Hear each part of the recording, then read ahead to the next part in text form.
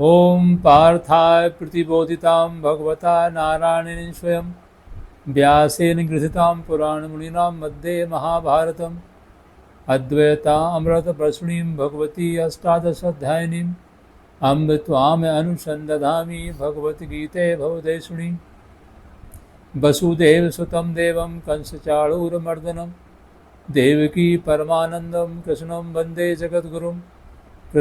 वन्दे जगद्गुरुम् अभिन्न आत्मरूप सज्जनों एवं शक्ति स्वरूप देवियों,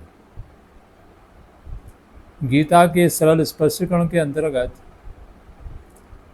हम गीता अध्याय 2 के श्लोक नंबर 21 का आज स्पष्टीकरण कर रहे हैं। श्लोक इस प्रकार है। वेदा विनाशनम नित्यम या एनम अजम अभ्यम कथम सा पुरुषा पार्थ कम घातयति हंतिकम। इसका जो शब्दार्थ है वो इस प्रकार है कि जो इस अविनाशी आत्मा को अजन्मा, घटने बढ़ने वाला नहीं, इस प्रकार से जान लेता है तो फिर वो किसे मारेगा और किसे मरवाएगा। भगवान कृष्ण के ये शब्द तो आपने सुने होंगे और पढ़े भी होंगे, पर ये तो शब्दार्थ है, इससे कुछ लक्ष्य नहीं होता है। भगवान कृष्ण पूर्ण कलावान 16 कलावान अवतार थे और उन्होंने विज्ञान के सहित ज्ञान दिया है। वो कहते हैं ज्ञानम तेहम सविज्ञानमिदं भक्ष्यामि अशेषता यस ज्ञात्वा नेह भूयो नत ज्ञातव्यम अभिशस्यते। हे अर्जुन, मैं तुझे विज्ञान के सहित ज्ञान देता हूँ जिसको जानने के बाद में कुछ भी जानना शेष नहीं रहता है। ये जो श्लोक का हमने अर्थ पढ़ा या हमने जो सुना है अभी तक, उसको पढ़ के हम केवल मान लेते हैं कि आत्मा अमर है, अजन्मा है, अविनाशी है, पर भगवान का जो सिद्धांत है वो जानने का है और जानने की रीति जो है उसका नाम दिव्य दृष्टि है, जिसका हमने एक वीडियो बनाया था और उसको आप सब लोगों ने देखा भी है। वो बार बार देखने लायक है, क्योंकि उसका जितना मनन करेंगे उतना ही अनुभव आपका पक्का होता जाएगा। क्योंकि दिव्य दृष्टि के बिना परमात्मा का निश्चय नहीं हो सकता है। और जो भगवान के वचन गीता में हैं, क्योंकि उनके सारे जो वचन है भगवान के, वो सब प्रयोग से भरे हुए हैं। उनको समझने के लिए दिव्य दृष्टि का जो प्रयोग है वो हम बार बार इसलिए दोहराते हैं कि उसके बिना सत्पुरुषार्थ नहीं होता है और कोई भी ग्रंथ जो है उनका जो मर्म है वो हम नहीं समझ सकते हैं। अब ये जो श्लोक है 21वां श्लोक, इसको अगर ठीक से समझना है, जानना है, तो उसके लिए जो दिव्य दृष्टि का प्रयोग है वो संक्षेप में पुनः आपके सामने रखते हैं, फिर उसके बाद श्लोक का अर्थ हम समझेंगे। जैसा कि आप जानते हैं कि हम सब पूजा करते हैं, पूजा में हम मिष्ठान रखते हैं, शर्करा को रखते हैं। ये शर्करा अधिष्ठान हम प्रयोग के लिए रखते हैं। नवम बुद्धवता मायनन जी ने ये शर्करा अधिष्ठान द्वारा ही पिंड और ब्रह्मांड की एकता का प्रयोग रखा है। वो कहते हैं जड़ चेतन की ग्रंथि छूटने का सुमार्ग ये बतासे अपने आगे रखना भूलना नहीं। इसके बारे में भी हम सब थोड़ा सा इसके बारे में चर्चा करते हैं। जितनी भी हमारे प्रसाद वितरण हम करते हैं सब में मिष्ठान ही रखा जाता है। जिस समय धर्म की गिलानी प्रारंभ हुई और जब सभी लोग, अधिकांश लोग धन को ही प्रधानता देने लगे, धन की पूजा करने लगे, उसको हिरण्याक्ष कहा। हिरण्य यानी स्वर्ण या धन, अक्ष यानी नेत्र। जब हम सब चीज़ों को धन की दृष्टि से देखने लगते हैं तो उसका नाम हिरण्याक्ष हो जाता है।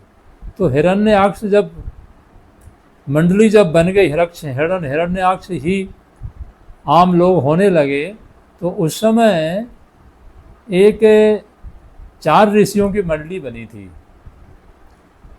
उनके नाम है सनत, सनंदन, सनातन और सनत कुमार। इन 4 ऋषियों के मंडली का नाम था सार्कराक्ष मुनि मंडली।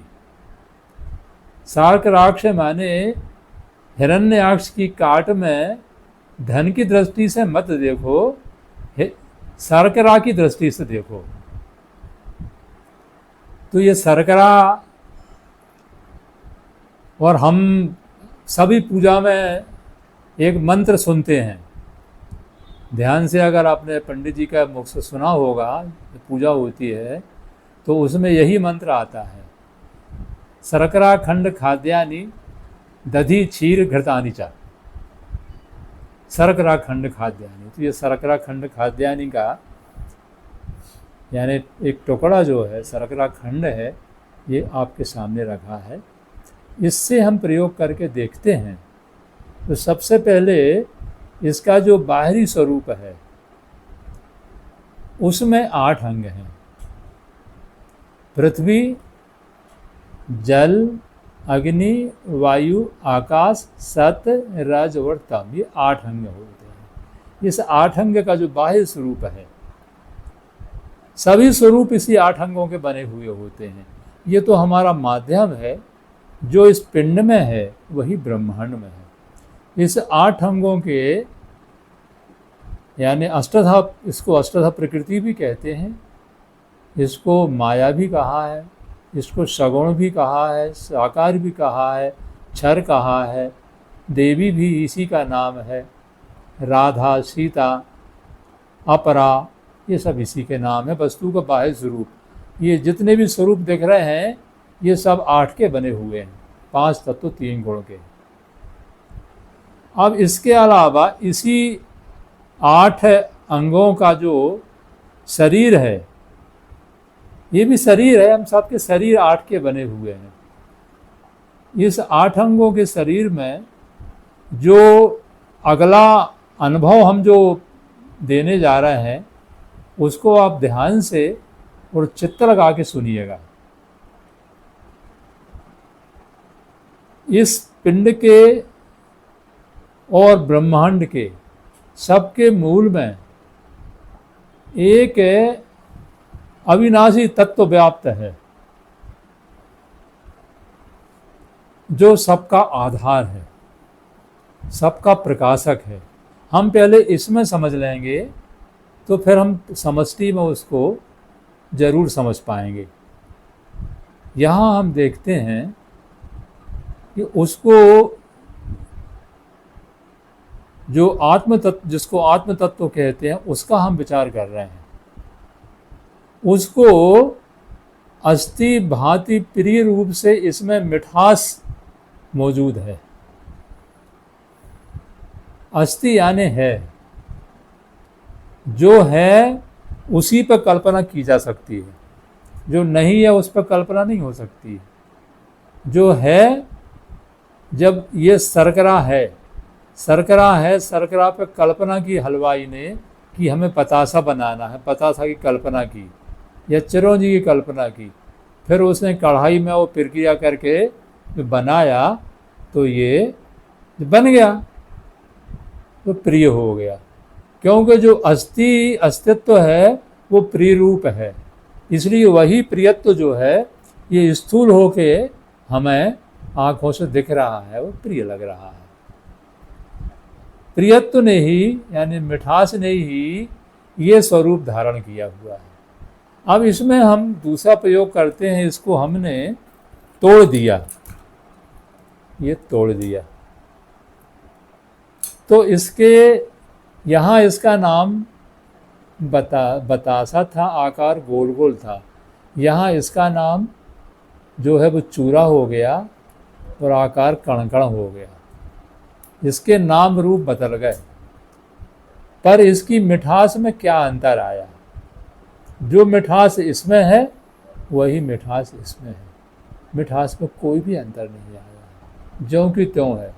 मिठास ने ही ये स्वरूप धारण किया हुआ है, मिठास ने ही ये स्वरूप धारण किया हुआ है, और मिठास ने ही ये स्वरूप धारण किया हुआ है। शुरू में हमें क्या होता है कि मिठास यानी इस वस्तु का जो मीठापन है वो ध्यान में आता है, पर इसका जो अस्तित्व है उसमें मिठास का ही अस्तित्व है। ये देखो आप, इसमें मिठास के अलावा क्या है?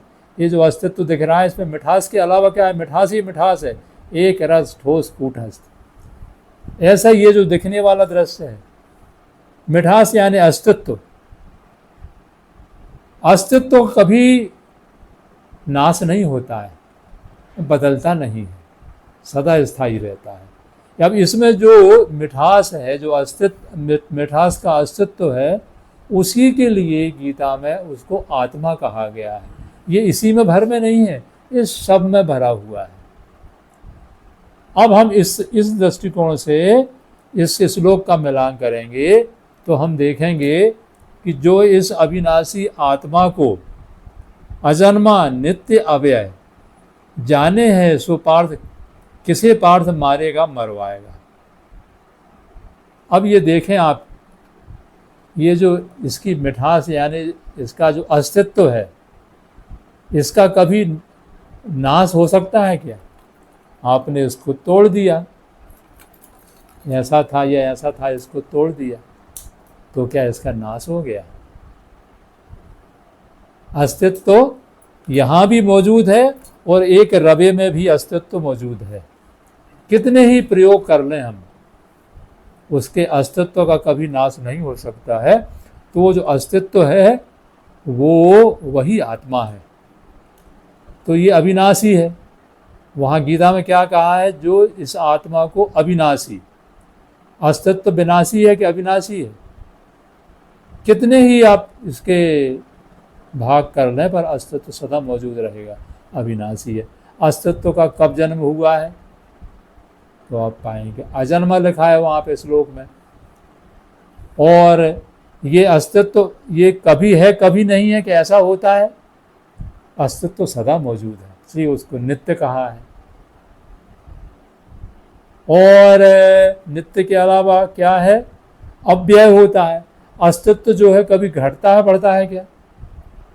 नहीं, वो घटने बढ़ने वाली चीज नहीं है। यही तो गीता इस श्लोक में कहा है, भगवान कह रहे हैं, भगवान बता रहे हैं। जो उस प्रयोग से हमको प्रत्यक्ष जानने में आ रहा, उसको हम प्रत्यक्ष देख रहे हैं, उसको जान रहे हैं, उसको बुद्धि से उसका निश्चय होता है। वस्तु का बाहरी स्वरूप दिखता है, पर उसका जो जिसको अस्तित्व ने जिसका जो आधार है उसका बुद्धि से निश्चय होता है, वो विचार दृष्टि से दिखता है। इसलिए ईश्वर दिखने की वस्तु नहीं है। ये जो स्वरूप दिख रहा है ईश्वर का ही स्वरूप दिख रहा है, पर वो जो इसको ईश्वर कहा जाता है, इसको आत्मा कहा जाता है, आत्मा को ही ज्ञान दृष्टि से आत्मा और कर्म दृष्टि से ईश्वर कहा जाता है। उसका बुद्धि से निश्चय करना होता है, वो दिखता नहीं है।